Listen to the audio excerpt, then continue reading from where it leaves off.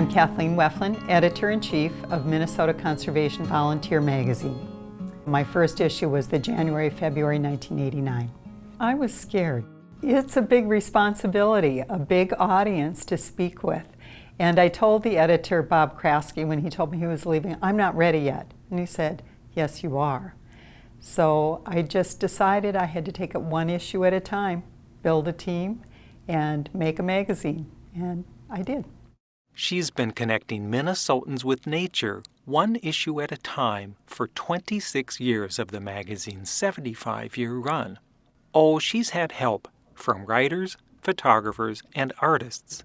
Carol Henderson wrote his first article for the magazine in 1976, when he was assistant refuge manager at Lac Qui Parle Wildlife Management Area in western Minnesota.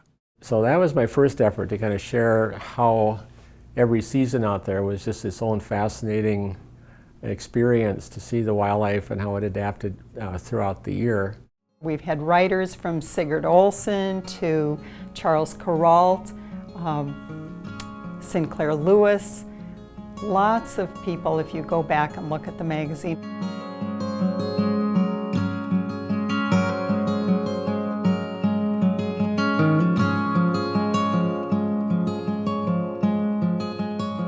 I think what makes the volunteers special is that you have a very special core of readers who have a strong bond with the outdoors.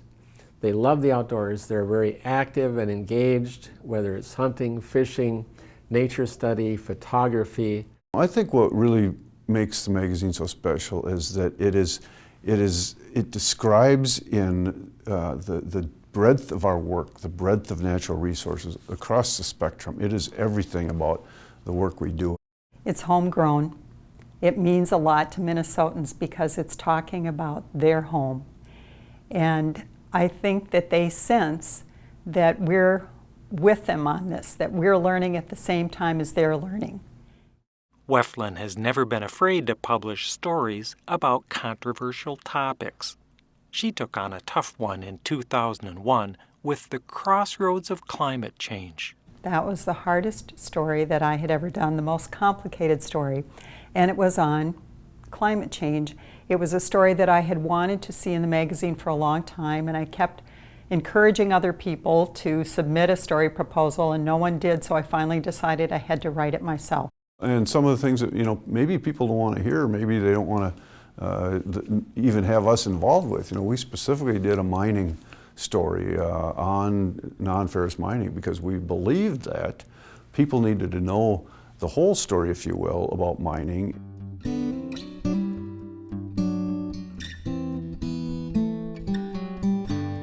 The magazine debuted in October 1940. Its mission? Education. The mission is still education. It is conservation and sustainable use of the resources and encouraging people to get outdoors and enjoy the resources and take care of them at the same time. For more than 16 years, the publication was primarily black and white. It gradually moved to full color by 1992. That same year, the first Young Naturalists feature story appeared, and the Volunteer hired its first art director.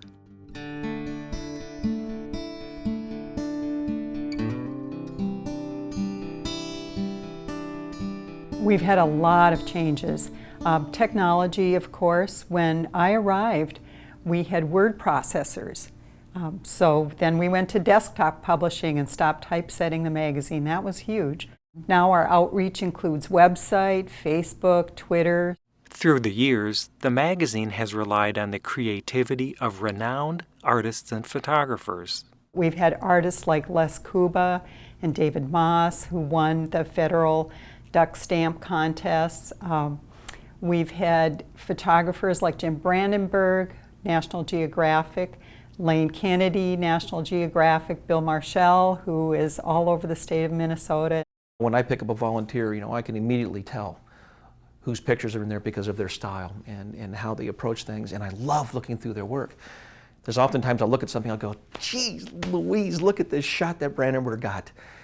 And I'm not angry that he's got a great shot. I'm excited that he's got a great shot. That's what the volunteer does for us photographers. The assignments that we get put us in places where those moments have the possibility of happening. And that's our job, is to seek treasures, visual treasures.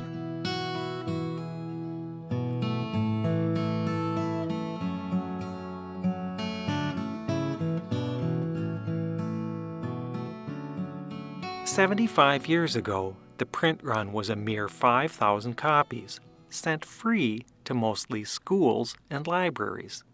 Today, the circulation is about 115,000. Readers have played a key role in the magazine's survival. Reader support is crucial. It saved the magazine in 1980. In 1990, readers became responsible for paying all the production costs. And by 2003, they were also paying our staff salaries. So readers are it right now for all of our operating costs.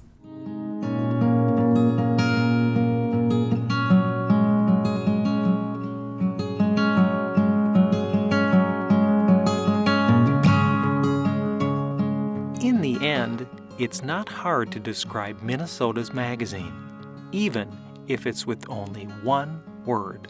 True. We're true to the mission, and we're true to the facts. We tell true stories, and we make our best effort to tell you what we know. I'd say outstanding. I think it's outstanding because it fills a really wonderful niche for people who care about nature. Outstanding. It's just outstanding.